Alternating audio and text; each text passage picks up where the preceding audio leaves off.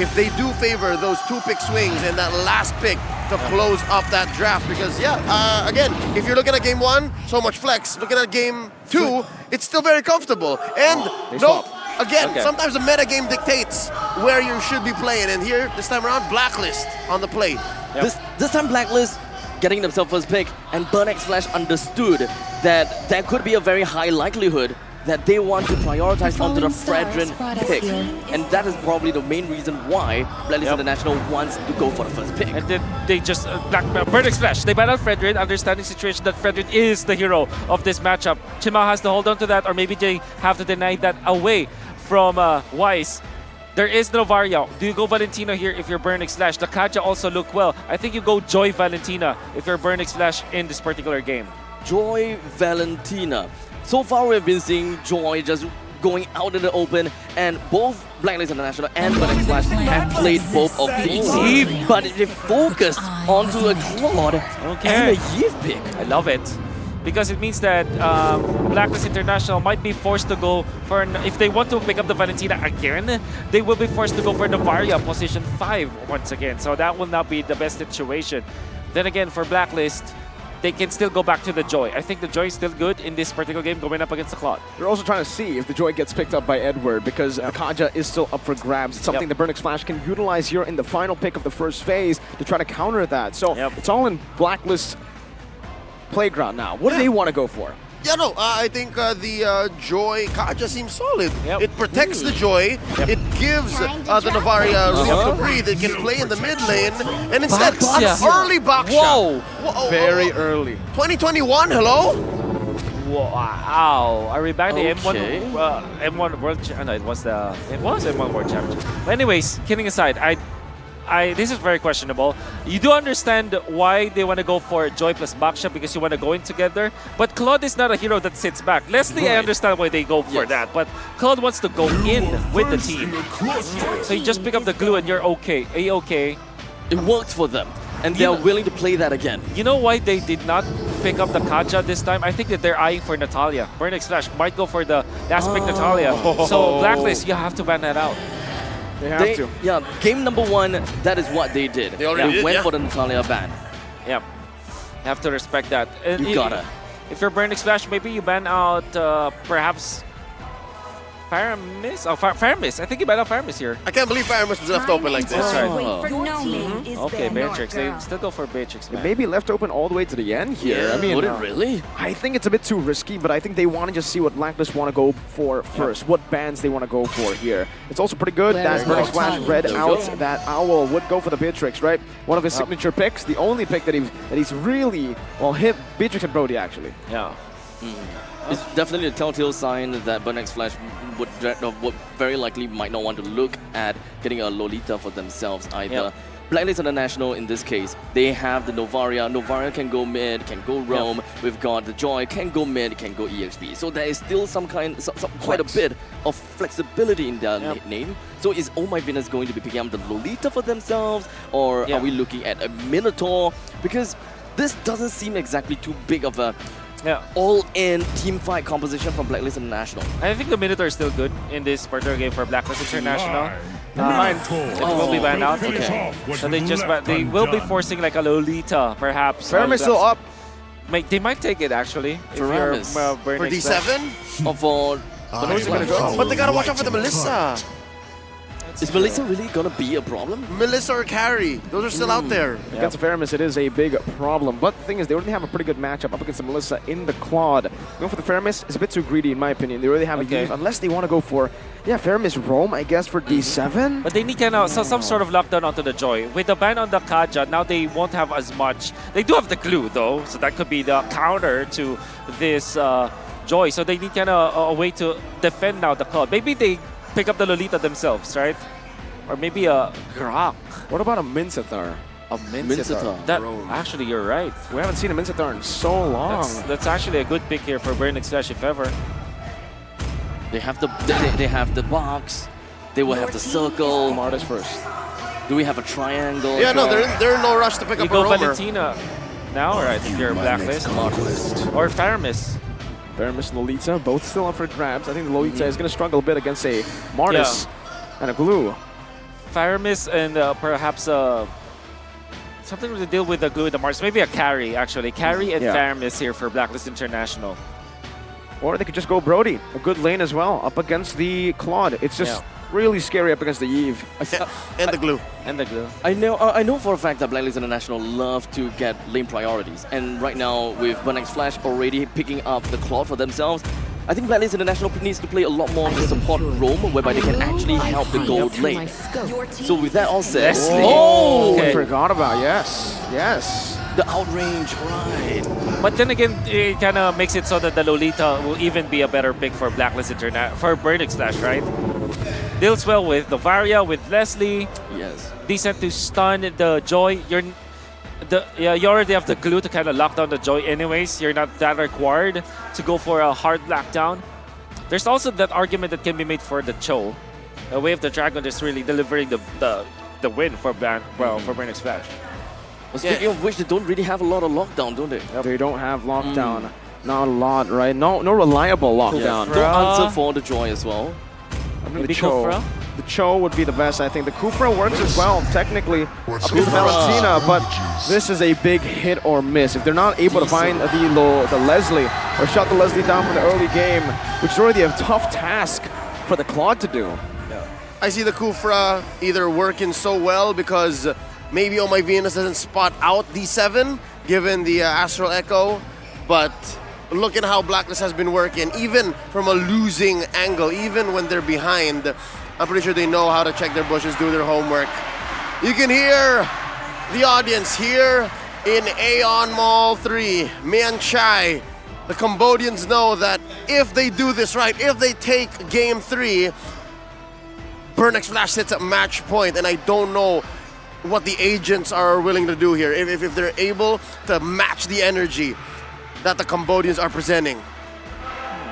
This is going to be the make it or break it game for Blacklist International. So much that they have to fight for. Will they be able to do it so in this game number 3 here into the land of dawn? Burnex Flash, they are towering on against Blacklist. Typically we go for the Leslie. You want to go up against very tanky heroes. That's the idea. You want to chunk them down. This time, there's a lot of mobility on the side of Burnex Flash. With the Claude, you have the Eve that can also take out the Leslie if ever they find the opening. And they also have Kufra and Glue. So, good as it may for the Leslie. So much hype, for sure. But it doesn't mean that it's a sure win. Fast clear in the mid lane, instantly towards this bottom lane, wanting to put more pressure down to give Owl a better lane as D7 jumps in with Tyrant's Revenge. Able to dish some damage out onto Owl, but Venus does the same thing. It should actually be Burnex Flash with a victory. Almost a solo kill from D7. But he's going to be caught very low. He needs to be careful here as Venus goes for the Astral Spear. Nice. Good dodge, good sidestep. The Cambodian crowd roars for it.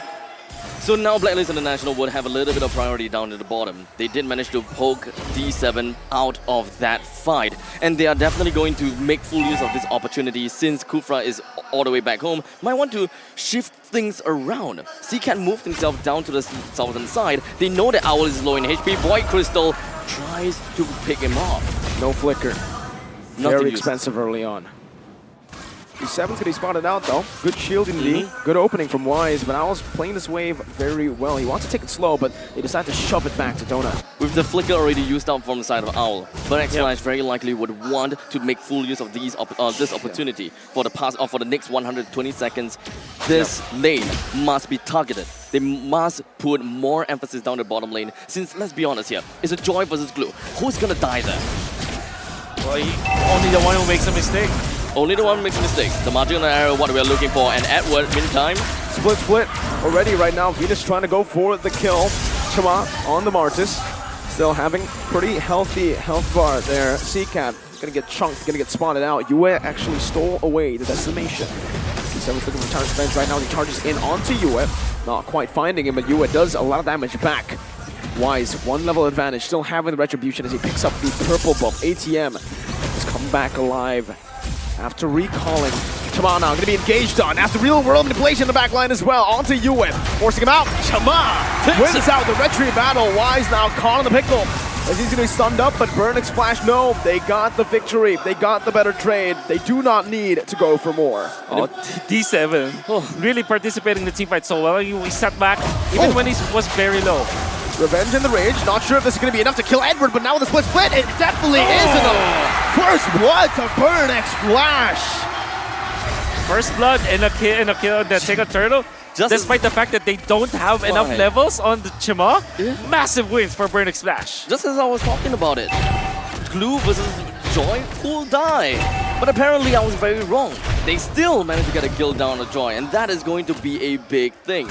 But at least we're talking about EXP lanes. That kind of gold deficit and EXP deficit is definitely going to come and equal it out eventually, unless the Joy really just couldn't get himself back on track.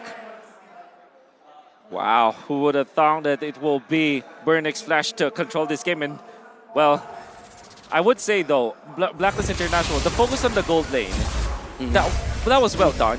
Donut is not having a good time. Donut is about 1.8k gold, while you can see that Leslie is already at 2.2k. So definitely, there's a massive lead. Wow, good catch by D7. That's blind! Right as he walked on the wall, Venus gets caught, and Donut, he gets the assist. Now the lane as well. They're going to be clearing it out. They want to go for some more pressure here. And honestly, for Donut, as long as he doesn't die, it's going to be worth it for him.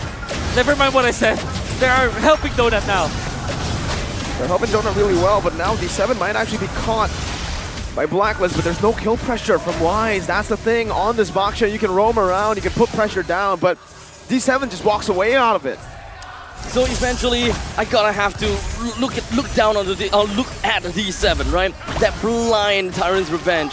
That set things up for the team. That's eventually gonna be helping Burnix Flash to get himself that part of the lead. We're looking at a 500, 600 goal difference. That is the steel leg place that we are looking at. ATM's joining in the back. Edward trying to do the same right now. D7 goes in for Tyrant's Revenge.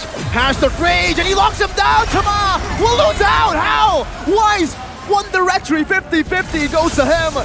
Now ATM is still in the back line of Blacklist International. D7 charging that revenge up, but only to disengage. Donut clears out the wave. A brilliant steal to ensure this mid-game safety for Blacklist. Wise really salvaged his team because of that. They were able to win the turtle, so that means that they will get some part of the economy. The fact of the matter remains, though, Donut is now given the license to go for a double lane setup. He now takes up the top lane and the mid lane, as well as some part of the jungle. So Donut, whatever it is that happened in the early stages, it's now gone. He is now going to be at par. But the fact that there was a good head start for Owlet means that he will be getting the farm that he needs.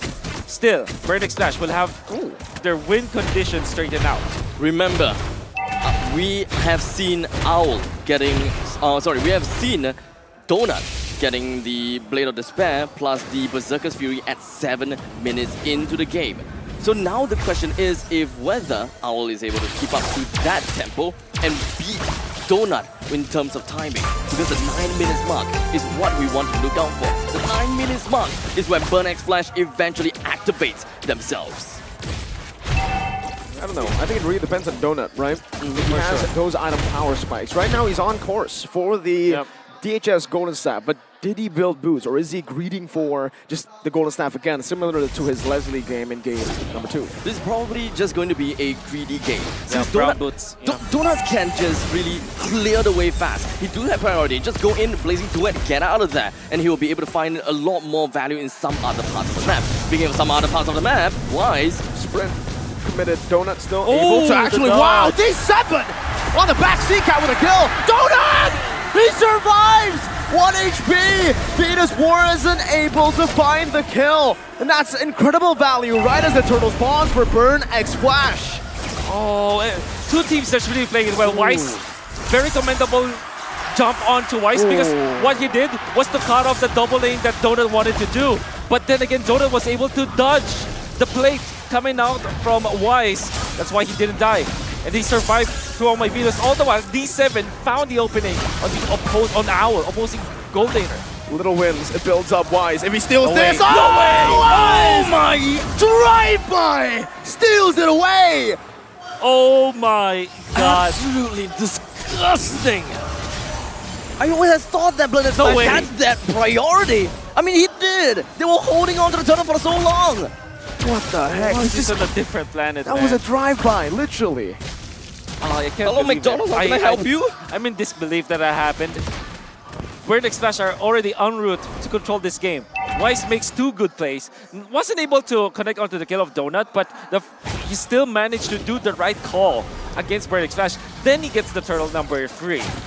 And now he's owning this part of the map as well. You're gonna have to really give big props to this guy, utilizing the backsha, all of the utilities that you have for the backsha to its full, full potential. The timing was just bloody impeccable. Wise is so used to this. He's so immersed in the role of the jungle. And he knows how to be the king of the jungle. He's constantly getting all these retributions in. Game number 2, that was a fluke. Wise wants to show the world that Blacklist International, him himself, is still the king of the jungle regardless. Holy moly, Donut's gonna be dove on now with Blazing Duet. Wise gonna be locked down, but he's too tanky. You popped in the Tortoise's Poisons earlier. Now D7 might just take all of it, all the damage. Real world manipulation as well. Owl dealing the damage onto the back line. Edward dumping in, finding the kill. D7's next on the chopping block as D7 still gonna be able to survive for a bit until Edward comes down for a double. Meanwhile, Chama in the back looking for the decimation as ATM helps him in his task for glory. One more shot for Chama. It's miscalculated, and Owl should be able to find the kill. Now it's a flicker from ATM to lock Owl down. Now the kite, ATM will not be able to escape right now as he pops in a split. A few more hits, and Edward finds his 3rd kill in this team fight. 2,000 gold lead instantly towards Blacklist. So many clutch stuff that happened. Wise, for example, Donut was already almost getting out, but he had to cancel the recall. Now he gets hit by Wise. Wise then is getting killed, but there was an exchange for Blacklist. When Owl wanted to recall back, he was hit by the ultimate of Owl that canceled his recall, and he was taken out eventually by Edward. Edward, as well as Oh My Venus, just combining, and Owl, combining for that. But Yue with that Terrify, so that he was able to cancel the animation of ATM. ATM could not complete the stacks so that he will be able to pop the grab on to Yue just because of one Terrify.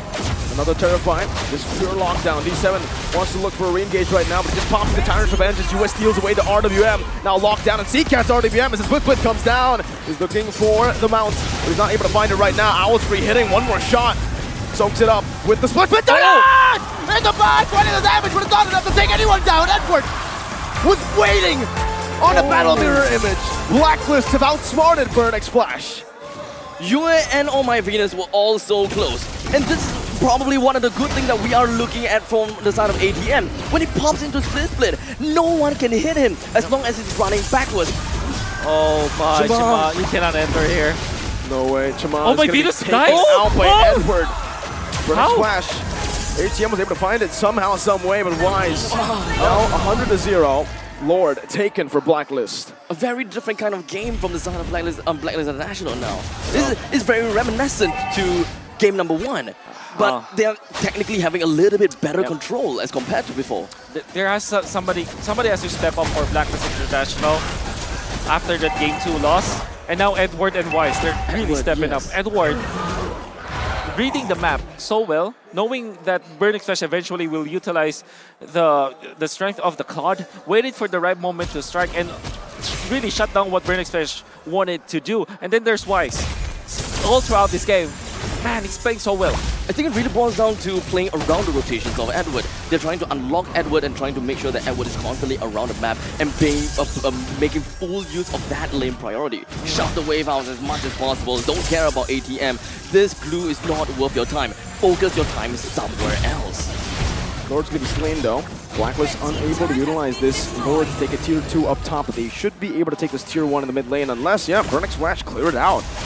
Vertex Flash doing pretty good damage control right now as Blacklist are unable to siege on the turrets, but that wave crashes down top and bottom. Tier 2 is falling. I think that they more or less have been able to get the dividends out of that the first Lord.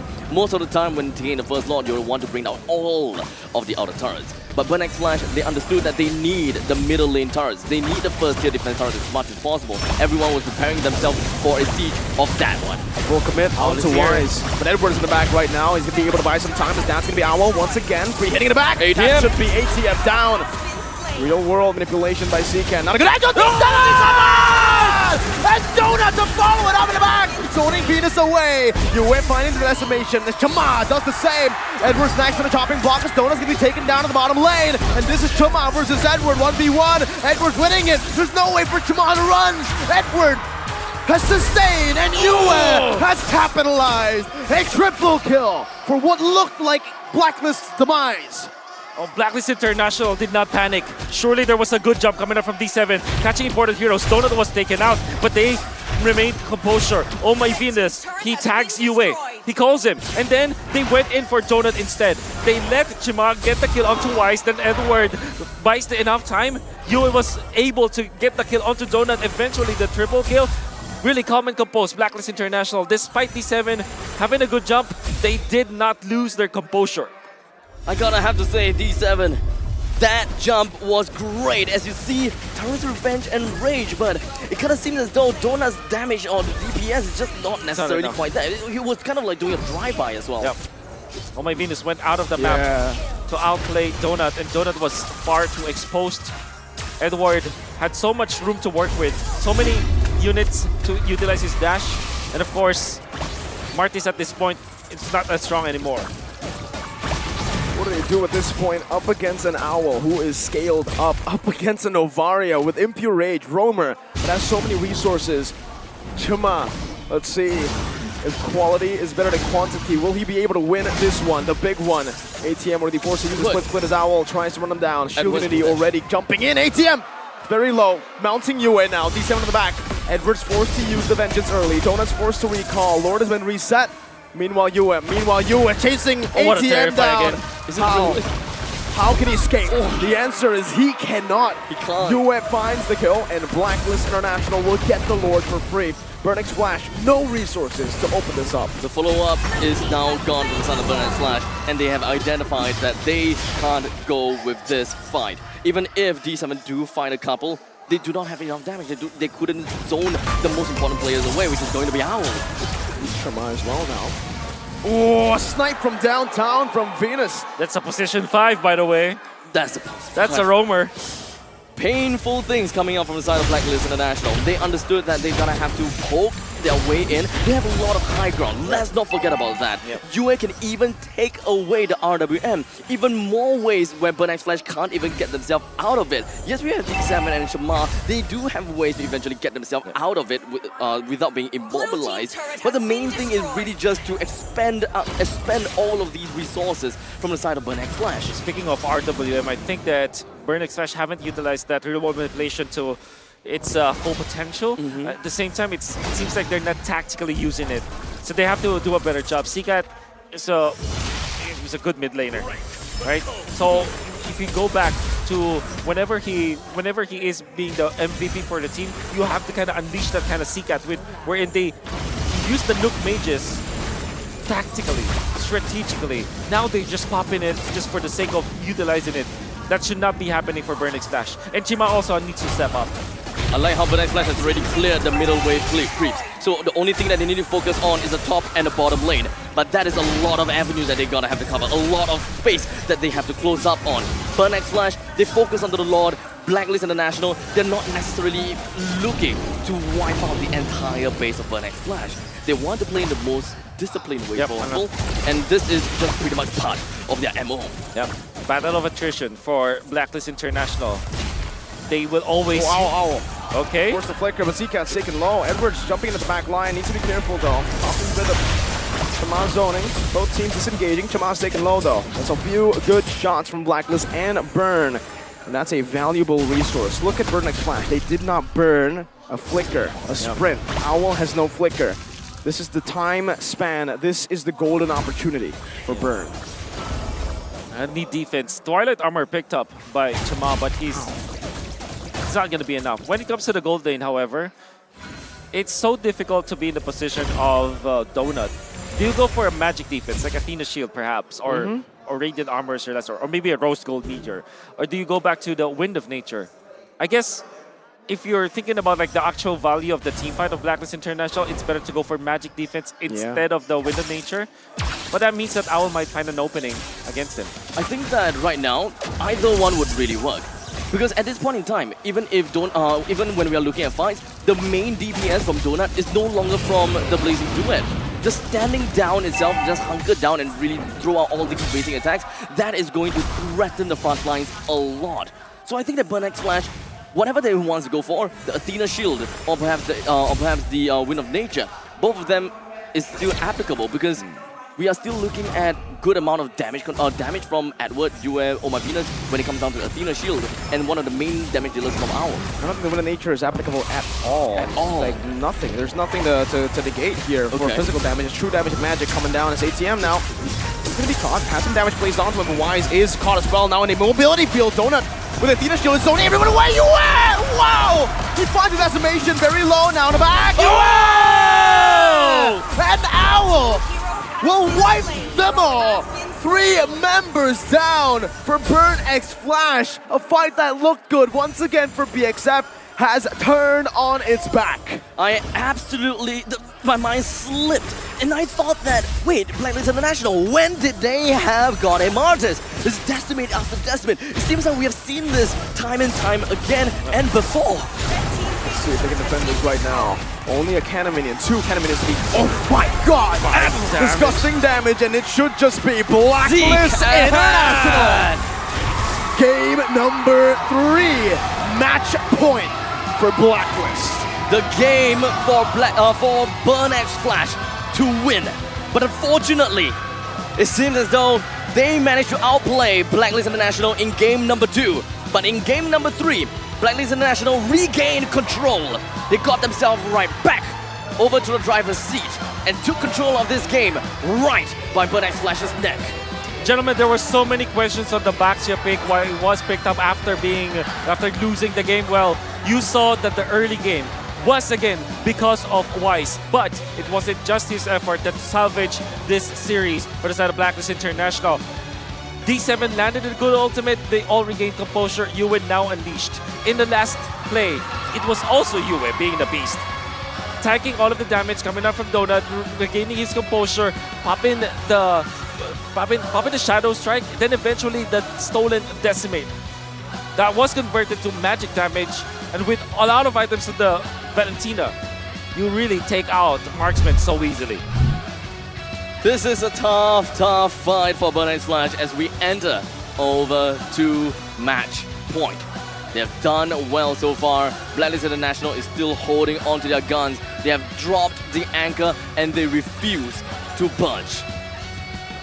What a series right now that we are seeing, that we are witnessing in day number 3 of the knockout stages. I can only hope for a full best of 5, but it looks like Blacklist have reclaimed momentum, and this is a scary Blacklist. A Blacklist that woke up, as Leo put it. And did they not? But just the same, it was expected that Blacklist would wake up and play out of their minds. Wise with the back-to-back drive-by retribution steals made up for more than what we saw in the record-breaking performance in Game 2. But just the same, I don't know if you fellas agree, did it seem like maybe this time in all 3 games so far in this best of 5, Burn X Flash may be out of sync? Is this the most out of sync we've ever seen Burn X Flash? I agree. In today's matchup? Yeah, the fact that the drive-by happened, it was Wise. He was actually cosplaying Mirko because Mirko, very good at retribution with his drive-by. Yes. Yes, with your sports car. But you can see that Chima was not feeling it with the Martis. Additionally, Seacat's usage of the real-world manipulation was so questionable all throughout this game. And it's in that mayhem, Edward's Joy just took advantage. Edward's Joy was everywhere. And when you see a team of very talented athletes scramble, Edward just has his way. Yes. Mr. the pot up. Mr. the Paddle. A lot of people are saying, where is Edward in first 2 games? It was almost, almost unnoticeable. He's downloading. It was downloading, but game number 3, hey, he was everywhere. Maybe the heat map, all right, 5 to 10 minutes. This is where they were able to get control of the map back. He rotated up to the top to punish Donut, and then he kills Donut once again in the mid lane. So right after the laning stage, he already downloaded how ATM's glue operates. It's really in game number 2, he tried to fight against Glue head on, but this time he completely avoided the Glue, only waiting for the right moment, also punishing the Martis. So not only did he make it so difficult for Donut to play in this game, he also shut down Chima eventually. And when he understood that there's no point in fighting the Glue, his team needs him. Yes. And so far, throughout all of the games in Blacklist International, he have always been the pivotal player in team fights. I think it wasn't just that they were playing out of sync. It was also the drafts that, in my opinion, was a little bit questionable, right? I mean, when you pick up the Claude in the first phase and then you let go of the Joy first pick over to the enemy team, you would expect maybe a Kaja, you would expect a Leslie ban, a Brody ban, a Carry ban, but they instead went for the Beatrix and the Minotaur. Funnily enough, I feel like the Minotaur wouldn't have given them that many problems. Remember, it's a Claude with good mobility, can escape, can bring Purify. It was a Yve with anti-CC, RWM built into his kit, and it was a Martis with a Mortal Coil. Not a lot of members on Burning Flash could have actually been fully punished by the Minotaur. But yet they still let the Leslie go. They still, even though, you know, Donut, he knows this matchup. He knows it is just horrible. Horrible for the Claude. And I'm thinking, what if they, instead of going for the Martis is understandable why they pick it up, but maybe what if they pick up the Bane instead, right? Because they were actually using it anyways. Going with the Eve, you have so much third turret control. Maybe the drive-by might not happen as much had it been that they picked up a different hero aside from the Martis. But it is what it is. Blacklist International, you know, snagging this Leslie pick. Typically, it will not work against this kind of composition, but because of how freely he was able to hit against Burnix Flash, still A-okay in this game. I mean, look at Owl, man. He saw Donut in game number 1. I mean, game number 2. He says, "I'll do you one better." 3 BODs. He's going for a third one. No way he goes melting. Definitely gonna be a third BOT back then. This is... Okay, so now we look at Burnix Flash, right? They pretty much have got everything that they want. CCAT, throughout this entire game, he pretty much went for utility first, right? Just the typical side. He would want to get the slows down. He would want to avoid every form of movements up and forward. But unfortunately, we are looking at an Edward and a Wise, both of which have got great maneuver and got great mobility. And such, Yve's RWM doesn't really always seem to be in the most prime position, and just doesn't seem to work out very well. It's because the box setup by Burnix Flash isn't as threatening as it could be. Right. And now I'd like to bring back a concept that maybe Burnix Flash can use in Game 4 when we get there. The swimming pool. The swimming pool. knows the swimming pool. Let's go! I haven't seen a Martis struggle this hard in a while. That's right. And now you can see clearly in this 90-minute bout, a Martis does very little from a losing perspective. When you're on the back foot, Martis will do very little. He's a snowball type of hero. So now, what if this was the Bane? Let's think. What if it was the Bane? They would have so much better high ground defense, they would have better re-engage, and they would have access to the swimming pool. Exactly.